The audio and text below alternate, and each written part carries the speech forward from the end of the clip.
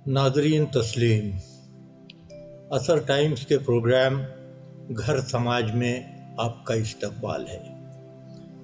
घर समाज के मौजू पर बात करने के लिए आज हमारे साथ दो मेहमान मौजूद हैं। जनाब तनवीर नकवी साहब, जो कि हिंदुस्तान की जड़ों से जुड़े हुए सोशलिस्ट घराने से आते हैं और बराबर लिखते पढ़ते रहते हैं, और दूसरी जानिब हमारे जनाब सैयद सुलेमान अहमद साहब। सैयद सुलेमान अहमद साहब हिस्ट्री और करंट अफेयर पर बड़ी मजबूत गिरफ्त रखते हैं। इस मौजू पर हम घर समाज के मौजू पर आज दोनों मेहमानों से बात करेंगे। जनाब तनवीर साहब, आपका इस्तकबाल है और सैयद सुलेमान साहब आपका भी। घर समाज की सबसे छोटी इकाई है, मगर यही घर समाज की सबसे बड़ी कार्यशाला और सबसे बड़ा कारखाना है। घर ही से समाज ढल करके समाज में आता है। आज जब घर के रिश्ते रुक और अड़क रहे हैं तो समाजी रिश्ते भी लड़खड़ा रहे हैं। आज इसी घर और समाज के रिश्ते पर हम आपसे गुफ्तगू करना चाहेंगे, और हम चाहेंगे कि इस मौजू पर कि घर और समाज के रिश्ते में जो तालमेल है वो क्या है और उसमें अब तक कितना फ़र्क आया है। जी सुलेमान साहब। देखिए, एक बहुत मशहूर कहावत है कि man is a social animal. जी। इंसान और अपने दूसरे मैमल से जो अलग होता है जी, वो उसका सोशल होना उसको अलग करता है। जी, जबकि देखा जाए कि जो मैमल्स रहते हैं वो भी सोशल रहते हैं। जी, बच्चों को वो भी थोड़ा सा अपने पालते हैं। कुछ उनमें जैसे बहुत सारे जो एनिमल्स हैं जिनमें एक हल्का सा सेटअप रहता है, लेकिन इंसान में एक मजबूत सेटअप रहता है सोसाइटी का, जी, जो अपनी सोसाइटी का रहता है। इस सोसाइटी के बिना पहले ही रिश्ते बनते हैं। माँ बाप से बच्चों का बनता है, भाई बहन का बनता है, ग्रैंड पेरेंट्स का बनता है, कजिन्स का बनता है। ये जो रिश्ते रहते हैं ये बेसिक हमारी नर्सरी है जो हमें संबंध सिखाती है। क्या बात है कि हमें अपने लोगों की परवाह करनी है, उनके साथ खड़ा होना है, उनसे मरवत करना है, उनसे क्या करना है। इसके जब फैमिली से आगे बढ़ते हैं तो हमारे रिश्तेदार होते हैं, जो हमारे ग्रैंड पेरेंट्स के भाई बहन थे, ये यूँ रिश्तेदार बनते हैं, नातेदार बनते हैं, मोहल्ले वाले या गांव वाले बनते हैं, पड़ोस के रिश्ते बनते हैं, जिसमें देखिए हर चीज़ का एक रिटन कोड नहीं रहता, लेकिन तब भी सोसाइटी पूरी कॉन्वेंशन पे जिंदा है। क्या बात है। जैसे कि किसी दुकान पे हम खड़े हुए और अगर वो कोई चीज़ बेच रहा है खाने की, हमने कहा हमें खिलाओ, तो वो ये नहीं कहेगा कि देखिए बाबूजी पैसा लगेगा। ये अंडरस्टूड है कि ये दुकान है तो ये पैसा देना ये है, देगा, ये हम देंगे, ठीक है उसको, तो वो कर देगा। तो सोसाइटी में जो रिलेशंस रहते हैं ये रिलेशंस जो है ये एक कन्वेंशन रहता है जो हजारों साल की तजर्बे से इंसान ने बना लिए हैं। कि अगर कोई आदमी, जिसमें कलेक्टिव रिस्पॉन्सिबिलिटी भी आती है, कि अगर कोई आदमी गिर गया है तो आप उसको आदमी दूसरा ह्यूमन बीइंग का एक ह्यूमन ड्यूटी बनती है कि उसको उठा लेगा, उसको किनारे बैठा लेगा, उसको थोड़ा झाड़ेगा, थोड़ा उसके दर्द को वो करेगा। ये सारी चीज़ जो है उसको मदद की ज़रूरत है तो करेगा। ये जो इंसानी रिश्ते हैं ये हमेशा से चले आ रहे हैं। कोई किसी को देखेगा, कोई किसी को अगर के साथ जाती कर रहा है तो आदमी पूछेगा, वजह पूछेगा। ये आज से नहीं चला आ रहा है, ये जब से सिविलाइजेशन चला है ये तब से चला आ रहा है, और इसीलिए हम सिविलाइज्ड कहलाते हैं, क्योंकि हमारे यहाँ ये नॉर्म है, ये चीज़ है। इसी चीज़ ने इंसान के को जो इंसान जो पहले कभी पाषाण युग में किसी गारों में रहा करते थे, उसको जो इतनी दूर ले आया, वही उसमें एक रिलेशन का बहुत बड़ा हाथ है जी। जब रिलेशन थे तो उसको उसमें एक जॉइंट एफर्ट बना, चीज़ों से लड़ने का, चीज़ों को टैकल करने का, चीज़ों को बांटने का, समाजी रिश्ते बांटने का। तो यूँ इंसान चलता रहा, आज यहाँ तक आ गया जी। आज जब समाज बहुत विकसित हो गया तो ये अफसोस की बात है कि ये रिश्ते अब कमजोर, सामाजिक ड्यूटी इंसान भूलता जा रहा है जी। ये बहुत अफसोस है। देखिए, वही बात आती है कि हम समाज में वही करते हैं जो हम घर में कर रहे होते हैं।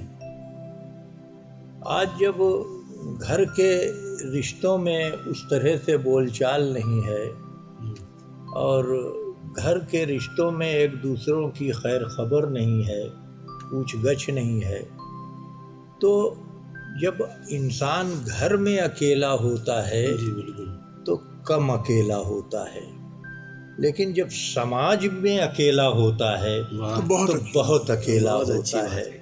घर के अकेलेपन से समाज का अकेलापन बहुत बुरा है। आज समाज में इंसान का बढ़ता हुआ अकेलापन आपको कैसे महसूस होता है तनवीर साहब? पहले तो बहुत शुक्रिया आपका कि आपने इस प्लेटफॉर्म पे हम लोगों को जगह दी, और ये आपकी मोहब्बत है कि किस लिए आपने मुझे यहाँ मदऊ किया। मैं तो अपने को इस काबिल बिल्कुल नहीं समझता कि आप जैसी शख्सियात के साथ रहूं। और सबसे बड़ी बात जो आपने समाज की बात कही, तो वहीं से मदद लेके मैं आगे अपनी बात कहना चाहूँगा। सुलेमान भाई ने कही कि मनुष्य एक सामाजिक प्राणी है। ये बात यूनान के दार्शनिक अरस्तु ने कही थी। तो सामाजिक प्राणी है, और मेरा थोड़ा सा इसमें एडिशन है कि मनुष्य भी एक सामाजिक प्राणी जी।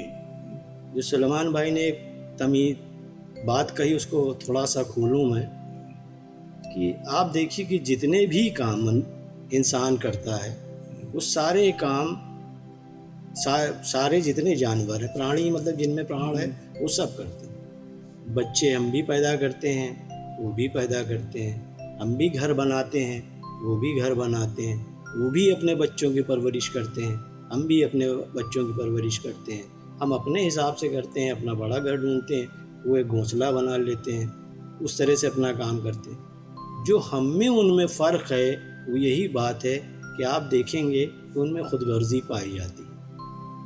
हाथी सिर्फ हाथी की बात करता है, शेर की बात नहीं। क्या बात है। और दूसरे भी मखलूक को ले लीजिए, लेकिन इंसान वो है कि जो अपने से ज़्यादा दूसरों के बारे में जो सोचता चला आया है, उसको वो इंसान कहता है। यही इंसानियत अगर समाज में फैलती है तो समाज पर, जैसे आपने बड़ी खूबसूरत बात कही कि जो हम घर से सीखते हैं, जो घर में हमें परवरिश मिलती है, तो उसके लिए वाकई वो शेर है कि दुनिया ने तजुर्बात और हवादिस की शक्ल में जो कुछ दिया है वो लौटा रहा हूँ। तो अब आप यही समाज है, अगर आप अपने हिसाब से परवरिश करेंगे बच्चों को। अब जानवर हमसे फ़र्क क्या है, हम में और जानवर में फ़र्क क्या आया? अक्ल शऊर उनके अंदर भी है। जो आप कहते हैं कि हमारे पास थोड़ी सी, हम अक्ल की बिना पर अशरफुल मखलूक़ात, तो अक्ल उनके पास भी है, लेकिन अल्लाह ने उनको जो शऊर ये नहीं दिया कि वो पहाड़ से गिट्टी बना ले, वो मिट्टी से ईंटा बना ले। वो उनके पास जो सोर्सेज है उसी सोर्सेज को वो इस्तेमाल करते हैं। हमारे अंदर अल्लाह ने शऊर दिया है कि हम पैदा ही इसलिए किए गए हैं ताकि हम समाज में दूसरों के लिए आसानियाँ फराहम करें, दूसरों के लिए रास्ते खोलें। अल्लाह ताला ने कुरान शरीफ में मोमिन उन ज़ात को कहा है जो लोगों के लिए पत्थर हटाते मिले, उनके रास्ते के रोड़े हटाते मिले।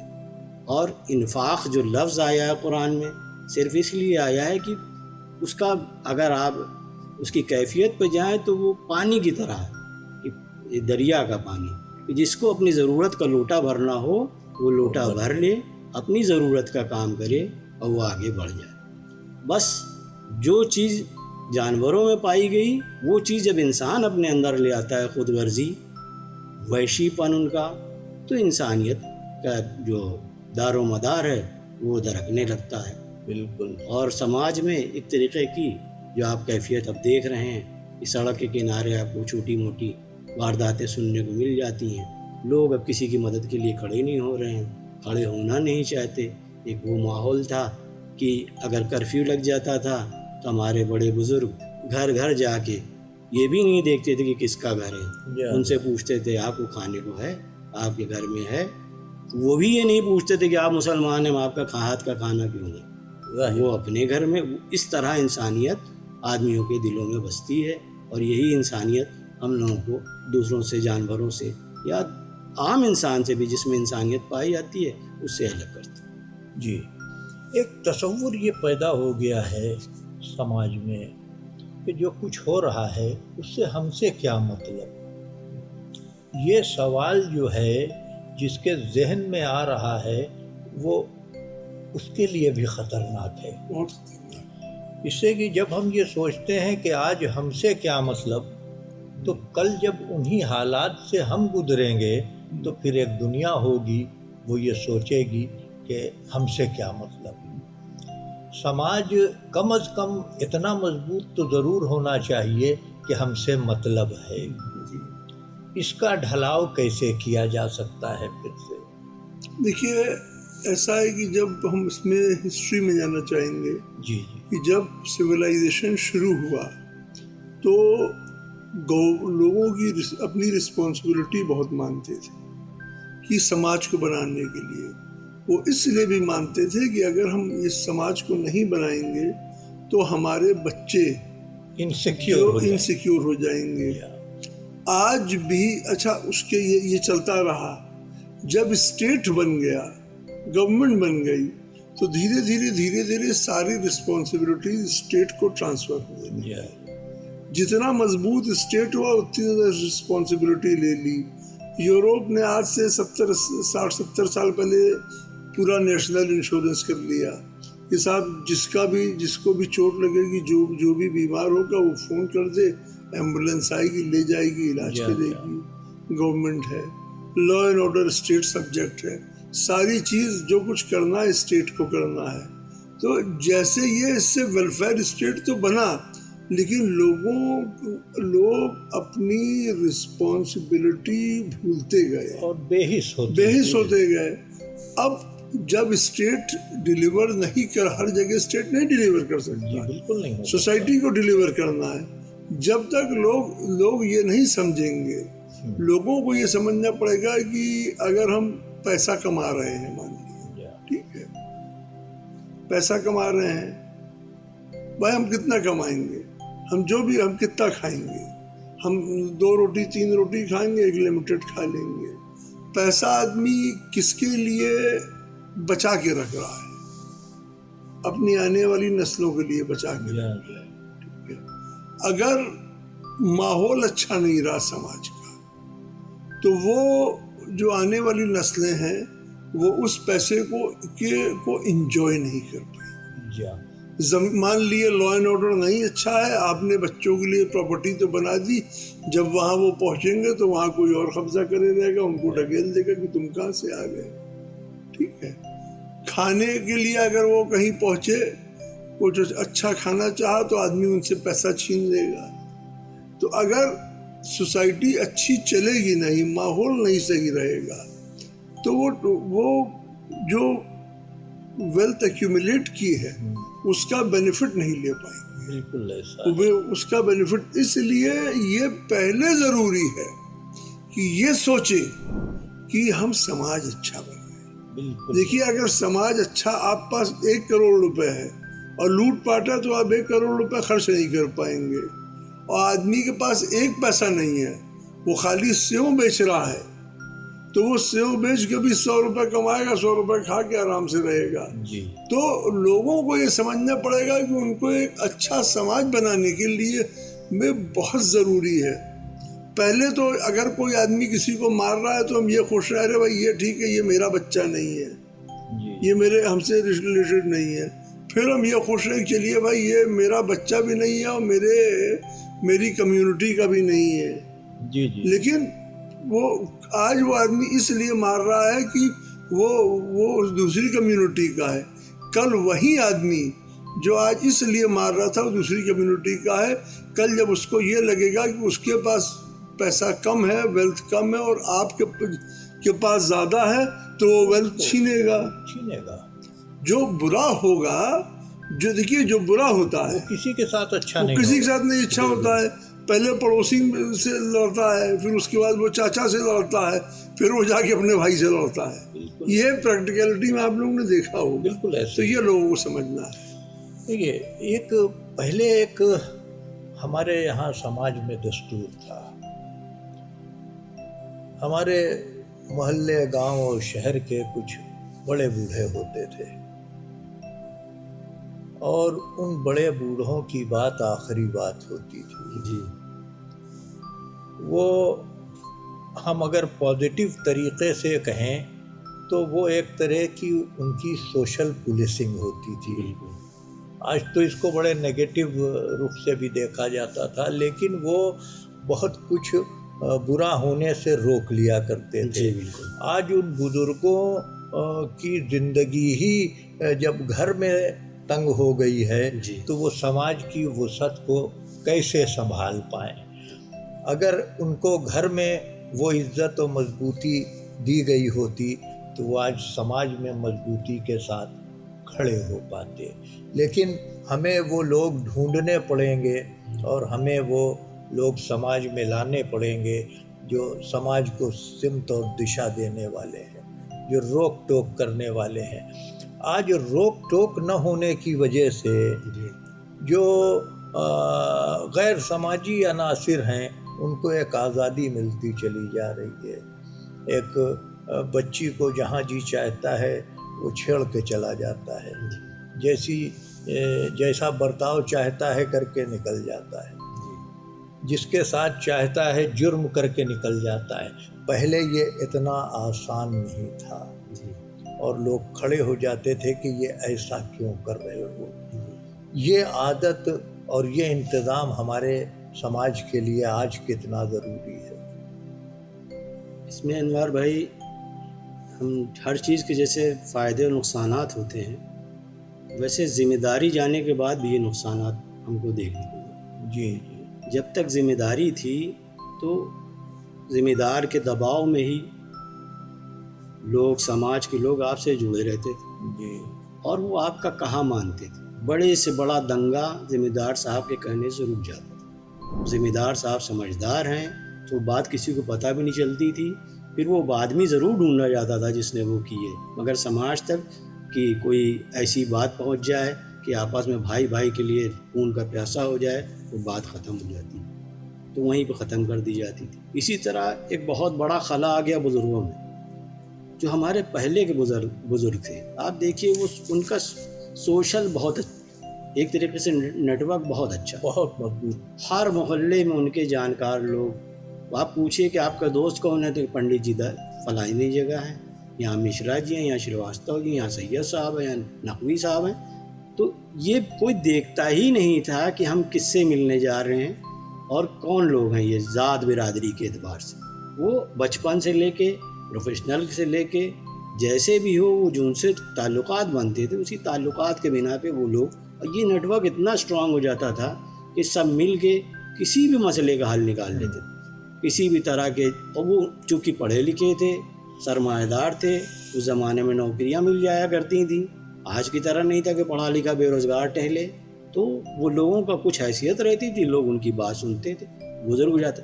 आज बुज़ुर्ग वो हो रहे हैं जिनमें पढ़ाई लिखाई कम हो गई है, लोग या बिल्कुल प्रोफेशनल हो गए हैं, उनको टाइम ही नहीं उनके पास। आज के बच्चे पढ़ने लिखने के बाद अगर नौकरी नहीं पा रहे हैं तो प्राइवेट सेक्टर में जा रहे हैं। प्राइवेट सेक्टर तो समझ लीजिए वो दुनिया है कि जो आपसे पैसा दे रही है मजदूरी की तरह, तो काम ले रही है पूरी तरह। उनके बाद इतना वक्त नहीं रह गया कि मोहल्ले में ये बात देख सके, जो कि बहुत ज़रूरी है। हम लोग रात चलते, किसी के अगर गलत जगह कहीं रात में खड़े मिल गए, कोई भी बुजुर्ग जा रहा है वो डांट के घर भगा देता था। घर अगर आप वालिदैन से शिकायत करिए कि फला गुप्ता जी ने आपको डांट के भगा दिया, 2 थप्पड़ घर में भी खाइए। हाँ, ये नहीं कि उन्होंने कैसे मार दिया, वो भाई वो कहते हैं बुजुर्ग हैं, तुमको समझा, तुम काहे उस जगह खड़े कुछ हुए? किया होगा जी, तुमने। तुमने ज़रूर कुछ ऐसी बात की होगी कि जो उनको नागवार गुजरी, या तुम्हारी हिसाब तुम्हारी अच्छाई के लिए उन्होंने डांटा होगा।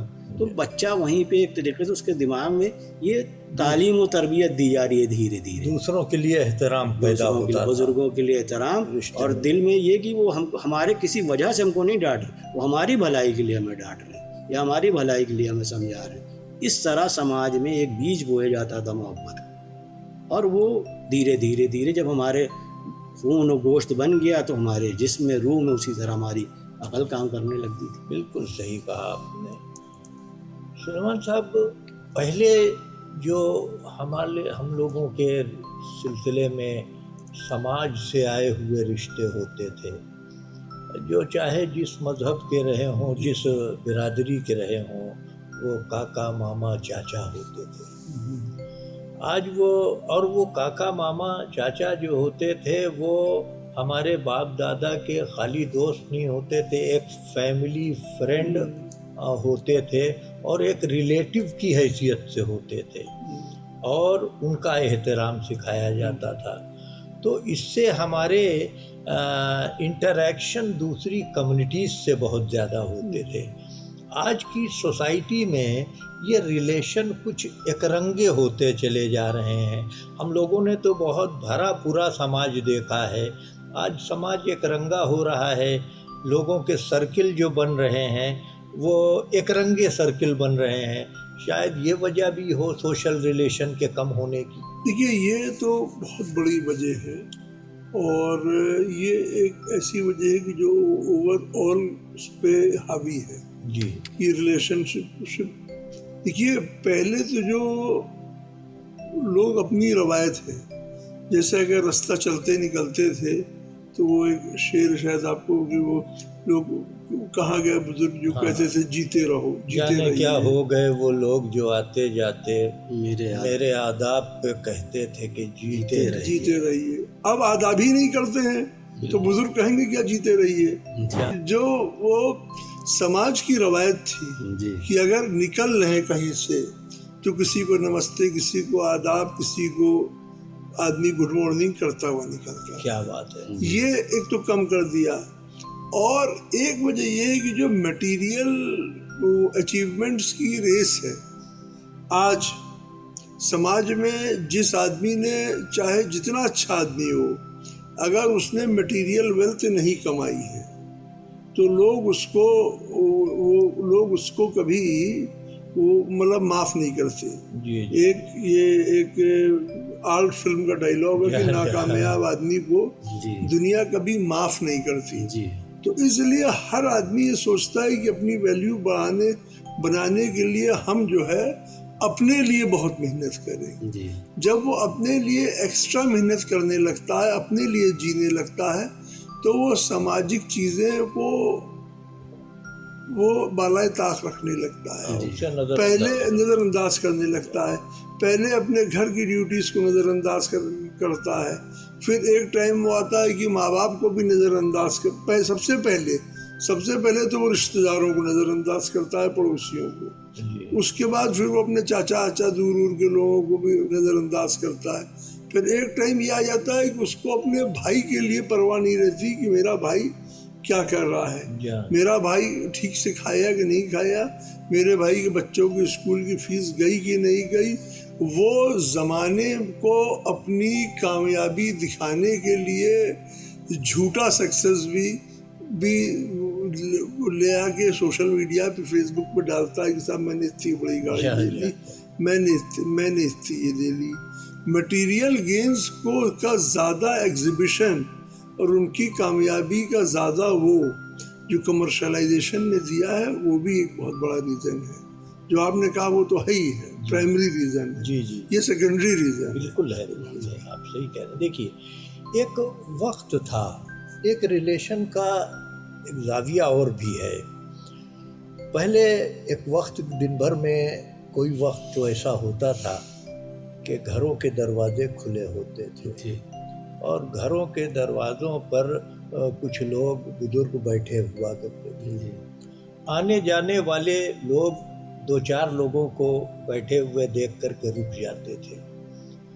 उससे भी हमारा शाम दोपहर का एक रिश्ता बनता जी था, बिल्कुल, है ना। बिल्कुल आज जब घरों के दरवाजे समाज पर बंद कर दिए गए जी तो वो घुटन भी महसूस हो रही है। जी आज नौबत ये है कि कॉल बेल बजाने पर भी देर में लोगों के दरवाजे खुलते हैं। जी। पहले जब कॉल बेल न होती थी, कुंडी होती थी और कुंडी पीटी जाती थी तो जल्दी साहिब खाना आ जाता था बाहर।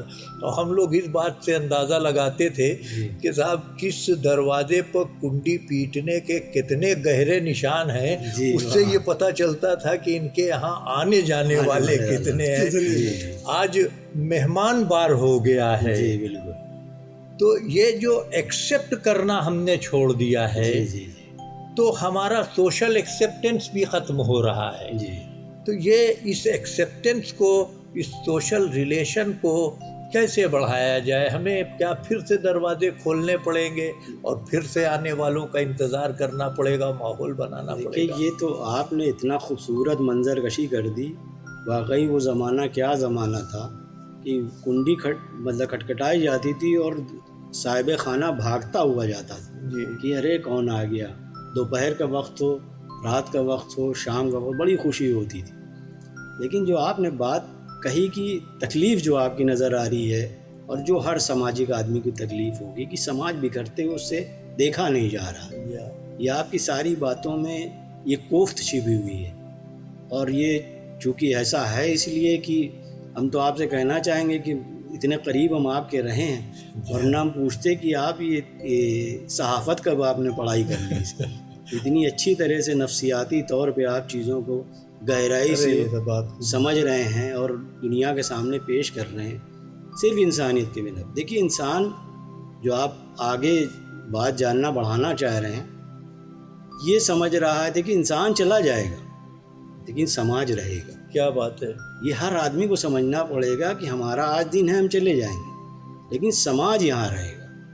तो जिस तरह आखिरत बनाना चाहता है आदमी, उस तरह अपने बच्चों के लिए समाज बना के क्या जाए, बात है, बहुत बहुत अच्छी सही बात है, तो बहुत अच्छी बात है। रास्ते आसान होते चले जाए। वो लड़कों के लिए अब जो इस तरह के आप बीज डालेंगे, बकौल पुराने देहाती कहावत के कि गेहूं के खेत में बबूल तो होगा नहीं। क्या तो आपको बचपन से तरबियत ऐसी देनी पड़ेगी कि आपको ये बताना पड़ेगा कि भैया ये सारे लोग हज़रत आदम की औलाद हैं, एक माँ बाप की। जब विवेकानंद की आप बात करते हैं तो brothers and sisters of universe की भी बात करते हैं। क्या बात है। तो अगर brothers and sisters of universe उन्होंने क्यों कहा, ये आपने कभी सोचा? उन्होंने इसलिए कहा कि वो जानते हैं कि हम सब एक बाप और एक माँ की औलाद, और तो हमें बताना पड़ेगा भैया ये हमारे भाई हैं, ये लोग हमारे अपने हैं, इनका खून वही खून है जो तुम्हारी रगों में दौड़ रहा है। बेशक। तो अपने आप मोहब्बत जागेगी। ये बचपन से आपको सिखाना पड़ेगा।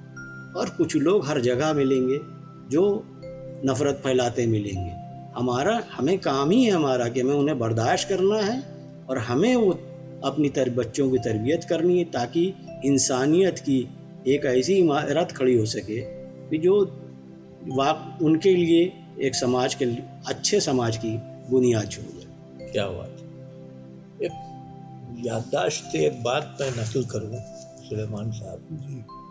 मेरे वालिद मरहूम जो थे, उनका समाजी सिलसिला बहुत अहम था और उनके ताल्लुकात का दायरा बहुत वसी था। वो बहुत बड़े लोग थे, पूरा हल्का ही एक रंग का था जी ना। तो अगर वो खाना भी खा रहे होते थे और घंटी बजे, तो जो लुक़मा लिए रहे हाथ में वो लिए हुए चले जाते थे, दरवाज़ा खोलते थे और कहते थे भाई आज मुझे खुदा ने ये दिया है खाने के लिए, आओ खाओ साथ में।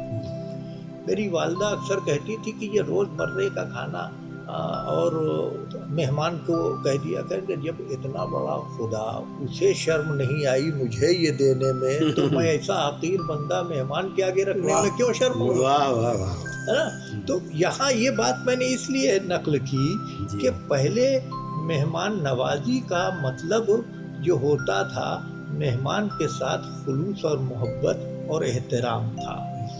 आज जो है वो हैसियत की नुमाइश और ज़ियाफ़त हो गई है। जो मेहमान आज हमारे ऊपर बार होता चला जा रहा है, कहीं उसकी ये वजह तो नहीं है कि हम उसकी ज़ियाफ़त में हैसियत से आगे निकल जा रहे हों और वक्त से अपने आगे निकल जा रहे हों कि ये दायरा तंग हो रहा है। आज मेहमानों के लिए दरवाजे भेड़ रहे हैं। देखिए, अब एक तो बात ये है कि जो कमर्शलाइजेशन हुआ है उसने हर चीज़ के मूल्यांकन का एक तरीक़ा बदल दिया है जी। अब आदमी जब मेहमान आता है तो देखता है कि ये मेरे लिए कितना ज़रूरी है। अगर ये आदमी मेरे काम का है जी जी तो उसके लिए बोन चाइना की क्रॉकरी निकालो। जी अगर ये मेरे काम का नहीं है, ये मेरे काम का नहीं है, तो इसको ऐसे ही उसमें चाय दे दो। जी अगर बेबरवत आदमी तो वो चाय भी नहीं देगा, वो बात करके वो कर देगा। अभी जो आपने बच्चों की तरबियत की बात की थी, तरबियत आती है प्रैक्टिस। अगर हम मेहमानों की इज्जत नहीं कर रहे हैं और हम बच्चों को सिखा रहे हैं कि तरबियत वो करो दो, तो वो बच्चे वैसा ही करेंगे जैसा हमें करते देखें। जी बिल्कुल सही। ठीक है, हम बच्चों को ईमानदारी का सबक तो पढ़ा रहे हैं, लेकिन जहाँ पड़ोसी को कमज़ोर देखा उसकी 2 इंच 6 इंच ज़मीन दबा ली, तो मेरे बच्चे समझ जाएंगे कि देखिए साहब, ये ग्रोथ का तरीका यही है। जो हम रोज़ सुबह बताते हैं कि ईमानदारी करो, उसको कोई मानी नहीं रखती। जी बिल्कुल। आज अक्सर लोग अपने बच्चों को सिखाना तो चाहते हैं, लेकिन वो उसको खुद प्रैक्टिस नहीं करते। जब आप खुद प्रैक्टिस नहीं करेंगे तो बच्चे नहीं सीखेंगे। और जैसे लोग बच्चों के लिए सोचते हैं एसेट छोड़ के, एक डैनियल जिरजिपिन की एक बड़ी मशहूर किताब है, अभी हमने कुछ दिन पहले उसको पढ़ा, जिसमें इकोनॉमिक्स से और उससे रिलेटेड है कि इकोनॉमिक्स और पावर। तो उसमें उसने ये बात समझाई है कि अगर जो प्रॉपर्टी क्या है, आपके पास बहुत बड़ी प्रॉपर्टी है, मतलब वो आप कैसे बताएंगे मेरे पास प्रॉपर्टी? आप खतौनी दिखाएंगे। खतौनी क्या है? एक कानूनी दस्तावेज है जिसपे तहसीलदार की मोहर है। ठीक है। अब आप मान लिए अगर लॉ एंड ऑर्डर अच्छा नहीं रहा और समाज कमजोर हो गया, तो आपने बच्चों के लिए जो खतौनी छोड़ी है, जब वो जाएंगे तो वहाँ के गांव वाले कहेंगे कि अब ना आना, अब आ गए हो तो आना, अब ना आना, अब हम तुम्हें यहाँ ना आने देंगे। तो जो आपने इतनी मेहनत करके जो एसेट बनाया, उसकी कोई वैल्यूएशन है तो नहीं रहेगी। ठीक है, समाज बनाना ज्यादा अहम है। आपका बच्चा अगर दिल्ली तक जा रहा है, समाज अच्छा नहीं है, बायकार जा रहा है, पता नहीं उसके साथ क्या हो जाए, वो विद फैमिली जा रहा है। तो ये जो जब तक लोग ये नहीं समझेंगे कि एसेट बनाने के लिए जैसे लोग वो कर रहे हैं, कोई स्टॉक में इन्वेस्ट कर रहा है, कोई प्रॉपर्टी में इन्वेस्ट कर रहा है, कोई बॉन्ड्स में इन्वेस्ट कर रहा है, कुछ लोग उसमें इन्वेस्ट कर रहे हैं बिटकॉइन में, वो क्रिप्टो करेंसी में, जिसको पता ही नहीं कि इसका इशूअर कौन है। आप एसेट क्लास में इन्वेस्ट कर रहे हैं, लेकिन ये एसेट क्लास को सोसाइटी ऑनर करेगी। जब वो सोसाइटी नहीं मजबूत रहेगी तो आप एसेट को एंजॉय नहीं कर पाएंगे। आप कहीं पे खड़े होंगे, पैसा खर्च करने में कोई आपसे छीन लेगा।